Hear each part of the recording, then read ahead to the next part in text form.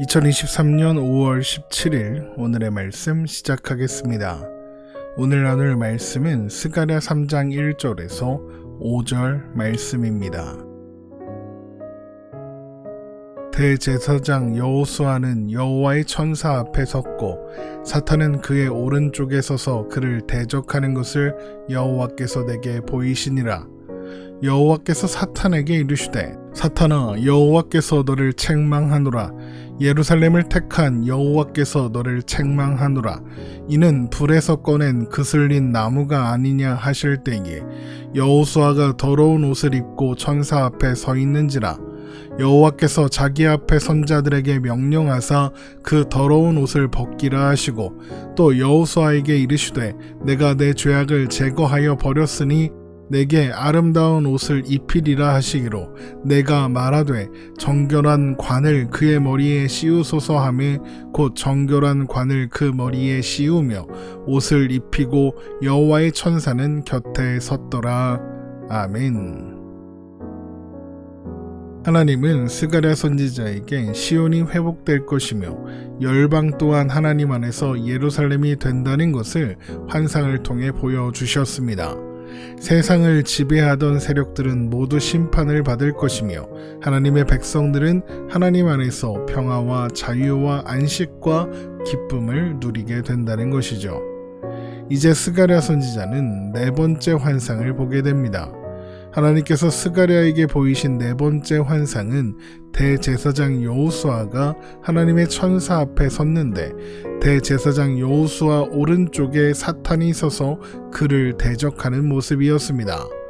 스가랴 3장 1절입니다. 대제사장 여호수아는 여호와의 천사 앞에 섰고 사탄은 그의 오른쪽에 서서 그를 대적하는 것을 여호와께서 내게 보이시니라. 사탄이 스가랴가 보는 가운데 하나님 앞에서 대제사장 여호수아를 대적하고 있는데 여기에서 대적은 히브리어 사탄을 번역한 것으로 고발하다, 고소하다, 방해하다, 가로막다 등의 의미로 사용되며 이것이 명사로 쓰이면 반대자, 참소하는 자, 고소하는 자, 가로막는 자, 사탄이 됩니다. 그러니까 지금 사탄이 사탄 짓을 하고 있는 것이죠. 그러면 사탄은 어떤 말로 여호수아를 대적하며 공격하고 있는 걸까요? 이어지는 말씀을 통해서 사탄이 무엇을 공격하고 있는지 추측해 볼 수 있습니다. 사탄이 여호수아를 대적하는 것을 보신 하나님은 사탄을 책망하시며 그는 불에서 꺼낸 그슬린 나무다 라고 말씀하십니다. 스가랴 3장 2절입니다. 여호와께서 사탄에게 이르시되 사탄아, 여호와께서 너를 책망하노라. 예루살렘을 택한 여호와께서 너를 책망하노라. 이는 불에서 꺼낸 그슬린 나무가 아니냐 하실 때에 불에서 꺼낸 그슬린 나무라는 표현은 이스라엘이 하나님의 진노의 심판의 불에 던져졌었으나 완전히 타버리기 전에 하나님께서 그들을 진노의 불에서 끄집어내셨다는 것을 의미합니다. 하나님은 애초에 이스라엘을 완전히 태워버리려고 진노의 불에 던지셨던 것이 아니었던 겁니다.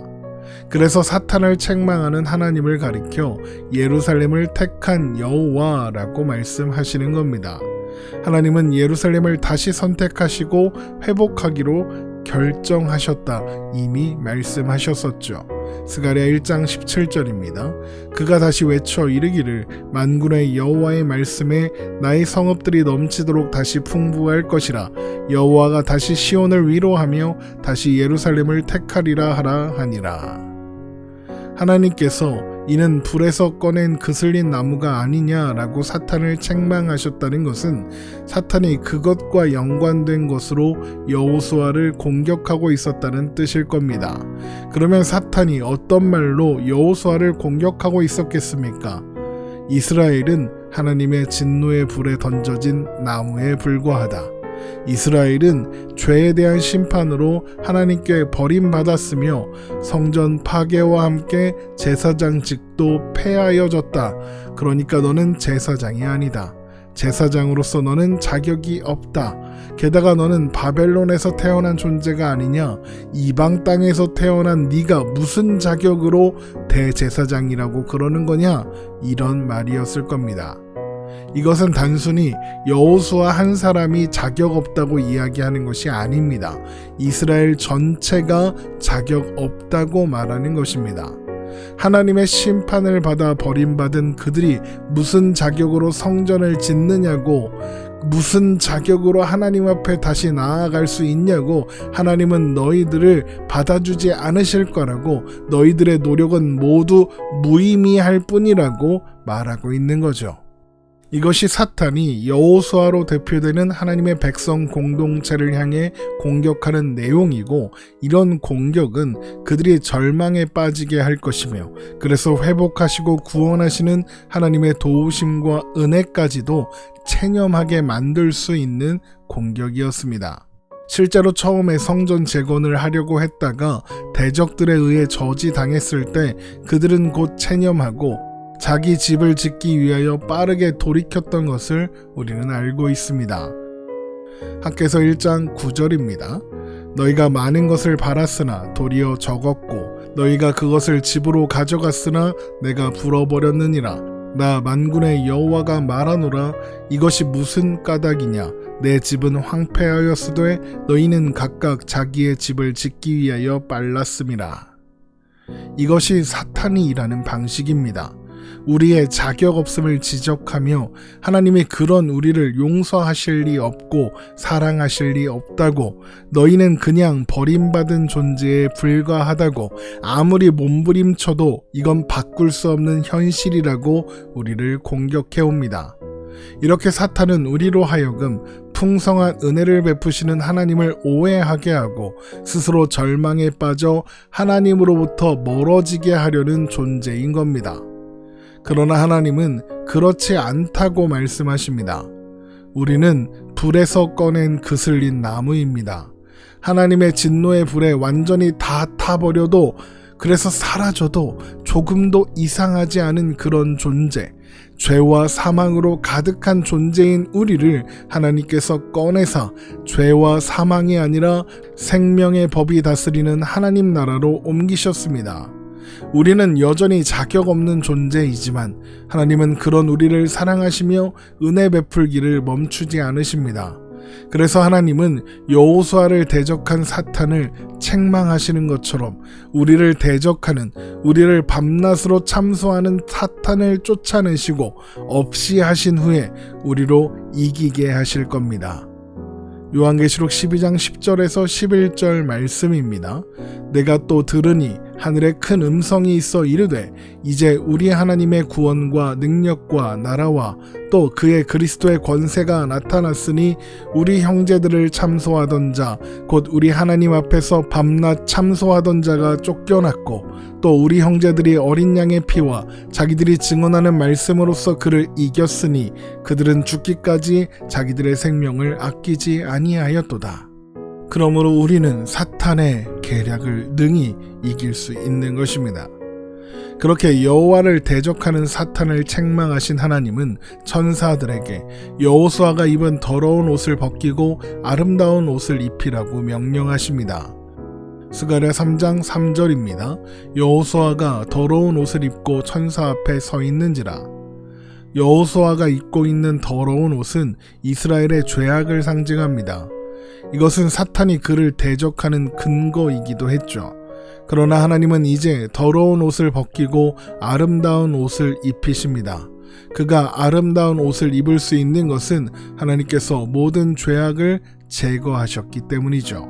스가랴 3장 3절입니다. 여호와께서 자기 앞에 선자들에게 명령하사 그 더러운 옷을 벗기라 하시고 또 여호수아에게 이르시되 내가 내 죄악을 제거하여 버렸으니 내게 아름다운 옷을 입히리라 하시기로.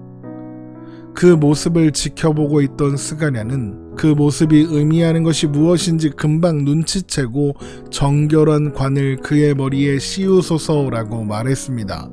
그리고 그렇게 그의 말이 떨어지자마자 곧 정결한 관이 여호수아에게 씌워집니다. 스가랴 3장 5절입니다. 내가 말하되 정결한 관을 그의 머리에 씌우소서 하매 곧 정결한 관을 그의 머리에 씌우며 옷을 입히고 여호와의 천사는 곁에 섰더라. 그러니까 스가랴의 말에 대한 응답으로 여호수아에게 정결한 관이 씌워진 것이 아니라 환상이 진행되는 와중에 스가랴가 그 모습의 의미를 깨닫고 신이 나서 반응한 겁니다. 그러면 그 모습이 의미하는 바는 무엇이겠습니까?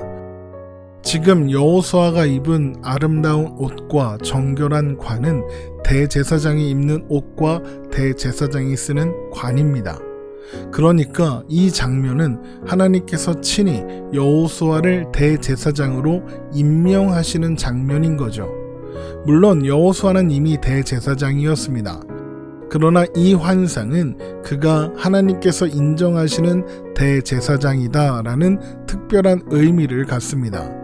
사탄이 참소했던 것처럼 그는 자격 없는 자가 아니라 하나님이 인정하신 사람이라는 거죠. 또한 하나님께서 그를 대제사장으로 세우셨다는 것은 하나님께서 그를 통해 드려지는 제사를 받으시겠다라는 의미가 됩니다. 그런데 대제사장에게 맡겨진 가장 중요한 제사가 무엇입니까? 바로 대속죄제입니다.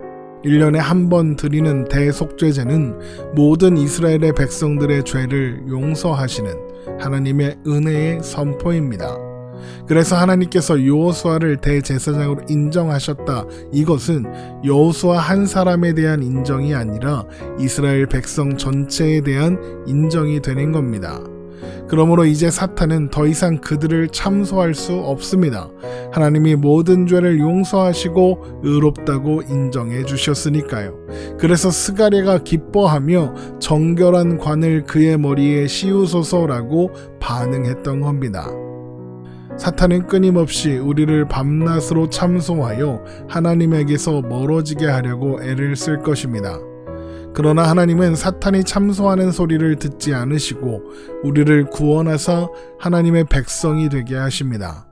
그 일을 위해서 우리를 위한 대제사장을 친히 세우셨으니 그분이 바로 우리 주님 예수 그리스도입니다. 히브리서 4장 14절입니다. 그러므로 우리에게 큰 대제사장이 계시니 승천하시니 곧 하나님의 아들 예수시라. 우리가 믿는 도리를 굳게 잡을지어다. 우리를 위한 대제사장이신 예수님은 단절되었던 우리와 하나님의 관계를 회복하시고 우리로 하여금 하나님의 은혜의 보좌 앞으로 담대히 나아갈 수 있게 하셨습니다. 히브리서 4장 15절에서 16절 말씀입니다. 우리에게 있는 대제사장은 우리의 연약함을 동정하지 못하실 이가 아니요 모든 일에 우리와 똑같이 시험을 받으신 이로되 죄는 없으시니라. 그러므로 우리는 긍휼하심을 받고 때를 따라 돕는 은혜를 얻기 위하여 은혜의 보좌 앞에 담대히 나아갈 것이니라. 하나님께서 여호수아를 대제사장으로 인정하실 때 이스라엘의 은혜의 길이 열리고 제사가 회복되는 것처럼 우리 대제사장이신 예수님께서 우리를 위한 은혜의 길을 여시고 예배가 회복되도록 하시는 것입니다. 요한복음 4장 23절에서 24절 말씀입니다. 아버지께 참되게 예배하는 자들은 영과 진리로 예배할 때가 오나니 곧 이때라. 아버지께서는 자기에게 이렇게 예배하는 자들을 찾으시느니라. 하나님은 영이시니 예배하는 자가 영과 진리로 예배할지니라. 물론 우리는 여전히 자격 없는 존재입니다. 그러나 우리의 존재, 우리의 자격은 우리에게서가 아니라 예수님으로부터 나오고 예수님을 통해 우리는 하나님 앞에 나아갈 수 있게 되었으며 하나님은 우리를 예수님을 통해 가장 존귀하고 영광스러운 존재가 되게 하십니다.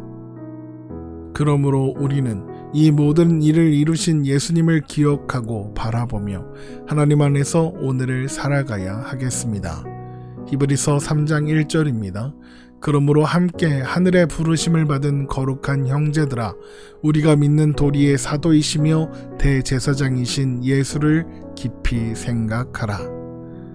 오늘 말씀 이렇게 마치겠습니다. 오늘도 복된 하루 되시기를 주님의 이름으로 축원합니다.